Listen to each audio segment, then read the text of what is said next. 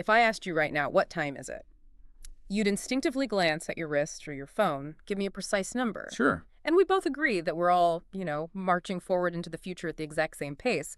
We live by the clock. We really do. But then think back to a summer vacation from when you were a kid, when the days just felt endless and time was, well, it felt absolutely boundless. That feeling right there, that conflict between the objective tick of the clock and that subjective boundless feeling, that's the core mystery we're getting into today. Right. Is time a real physical thing built into the universe's scaffolding? Or is it just a really useful human idea we invented to keep civilization running? It's an incredible question. I mean, if we can't even agree on what time is, how can we be so sure what we're racing against? Exactly. So our mission for this deep dive is to look at time through three essential lenses: physics, the wiring of your brain, and then the ultimate cosmic limits of what we can even know. Yeah. And let's just start with the most mind-bending claim from the sources, because it changes everything. Okay, lay it on me. The claim is that time, as we perceive it, this flowing river carrying us forward, it just doesn't exist. What? What exists are only sequential fixed events. Physicists, they prefer to call them nows. Right. And we're going to find out why. Okay, nows. Let's untack that. I guess we should start with how we tried to impose order on those nows in the first place. For centuries, it was a mess, right? Yeah. Every town had its own local time. A total disaster for trains, for trade, everything. So we fast forward to 1884, and this World Conference establishes the meridian running through Greenwich as the master clock. Greenwich Mean Time. And GMT was really just an attempt to standardize Sir Isaac Newton's idea of absolute time. He saw the universe as a giant clockwork machine. A perfect machine, yeah. And for him, time was like this relentless, steady metronome, ticking everywhere in the universe at the same rate, whether anything was happening or not. But the problem with absolute time, and this is where Einstein comes in, is that we can't actually detect the metronome itself. You can't. You only detect time as the relationship between events. It's like with music, you don't perceive some invisible beat. You perceive the time created by the relationship between one note and the next. That's the core of it. Einstein's theories show that time is really just the rate of change in the universe. But the ultimate proof, the visceral proof, that took some unbelievably precise measurement. And this is where it gets really cool.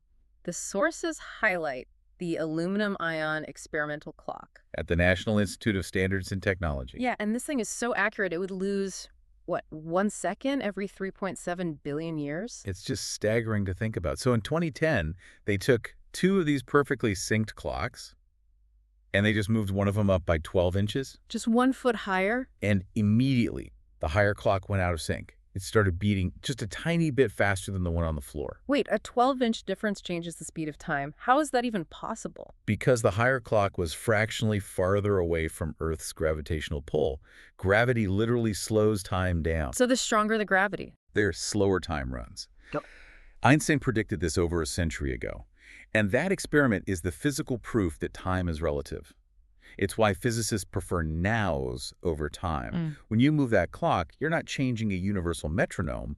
You're just changing the local relationship between events. That's a profound shift. So if gravity warps time, that means every time I jump, I'm technically traveling through time a little bit faster than someone standing still. You are, yes, by an infinitesimal amount, but you absolutely are. And you just hit on Einstein's next big insight. Time isn't separate from space. They're connected. They're woven together into a single four-dimensional continuum called spacetime. So what we call gravity, it isn't some force pulling us down. It's just massive objects like planets and black holes literally bending that 4D fabric. Exactly. And if you travel near a really strong gravitational field, say near a black hole, you genuinely feel the flow of time differently. This forces physicists to confront a truly mind-bending idea, the block universe. Okay, here we go. If all of space exists right now, doesn't it follow that all of time, past, present, and future, already exists as well?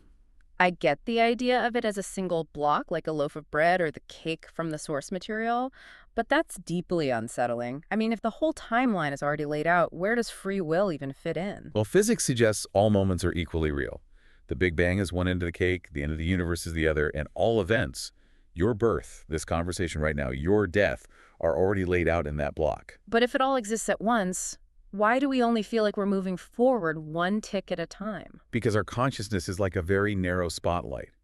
We can't see the whole cake at once. We only experience the thin, now slice that our senses are in. And my now slice isn't the same as someone It else's. isn't universal at all.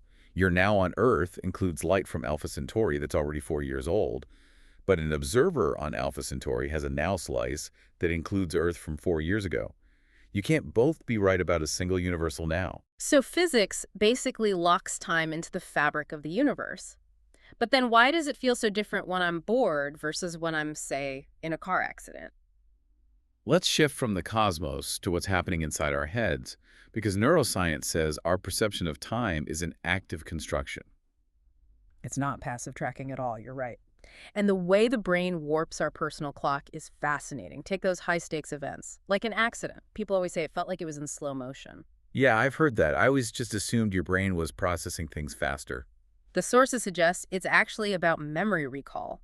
Your brain's emergency control center is laying down incredibly dense memories during that short, intense period. So there's more data packed in. Way more data. Hmm. So when you retrieve that memory later, the event seems longer simply because there's so much information to unpack.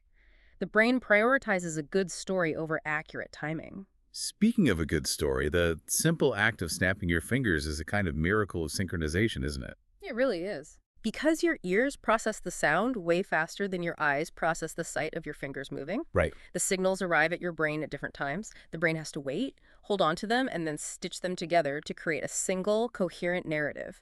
The snap happened all at once, which means we're all living in the past. By a few millionths of a second, yes. We are literally trading a tiny bit of accuracy for a cleaner, more fluid story.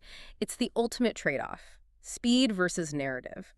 And if you mess up that subjective narrative, the sources say the consequences can be profound. There's a suspicion that severe deficits in time perception, like confusing which action came before a consequence, might be at the root of disorders like schizophrenia. It really highlights how deeply our internal clock is wired into our sanity.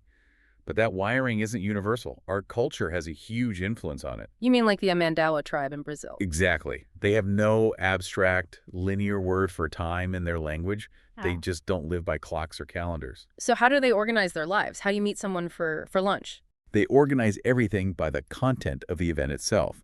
The rainy seasons, when certain fruits are ripe, the river levels going up or down. So it's not "I'll see you at noon," it's "I'll see you when the tide is high." Essentially, yes. They view events by their position relative to other events, not along some separate linear dimension we call time. It's a completely different way of organizing reality. That makes time completely content-dependent, not dimension-dependent. Wow. Okay, but before we hit the absolute limits, let's just confirm the fun sci-fi part. Future time travel is real, right? It is, yeah. Cosmonaut Sergei Krikalev has spent so much time in orbit, moving so fast, that he's traveled about a 48th of a second into the future relative to us. That's amazing. So traveling to the future is achievable with speed and gravity, but backward time travel, that's the great hurdle. Einstein's equations allow for it, theoretically. They do. You get these wild solutions, like Kurt Gödel's rotating universe or Frank Tipler's rotating cylinder, but they're physically impossible. They require infinite length or mass that would just collapse into a black hole. What about wormholes, the classic cosmic shortcut? Theoretically possible, but to keep one open long enough for something to pass through, you need something called negative energy. Which is like anti-gravity. Pretty much. It's exotic stuff that pushes space apart. Right. We've seen hints of it in the lab, but creating enough to stabilize a wormhole. It's so far beyond us, it might as well be magic. So if we can't go backward, let's talk about the ultimate boundary going forward. If the universe is a cake where all events already exist, what's the limit to what we can know about its fate? This brings up theoretical physicist Tom Banks and his causal diamond. Right, so the causal diamond is basically all the information that a single observer could possibly measure, from the beginning of time to the very end. And how much information is that? Banks calculates it as 10 to the 123 bits.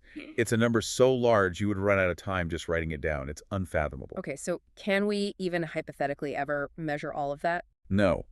And this is where physics gives us a very humbling limit. Banks explains that if we tried to build the equipment to measure every single particle in the universe, The equipment itself would have mass and energy. so much mass and energy that you would fill the causal diamond with your measuring devices, and the whole experiment would collapse into a black hole. You destroy the very thing you were trying to study. Precisely. We're physically limited to measuring no more than 10 to the 90 bits before we cause that collapse. And that number is a tiny, tiny fraction of all there is to know. So there's a mathematical barrier. We can never, ever gather enough data to know the fate of the universe. The laws of physics themselves enforce a horizon on our knowledge. What a journey. We started with the clock on the wall and ended up learning that time is a physical dimension warped by gravity, a personal story woven by our brains, and a concept that can shift completely depending on your culture. And it brings us right back to Einstein, who summed it all up so beautifully. He said, "The distinction between the past, present, and future is only a stubbornly persistent illusion." So here's a final thought for you to take away.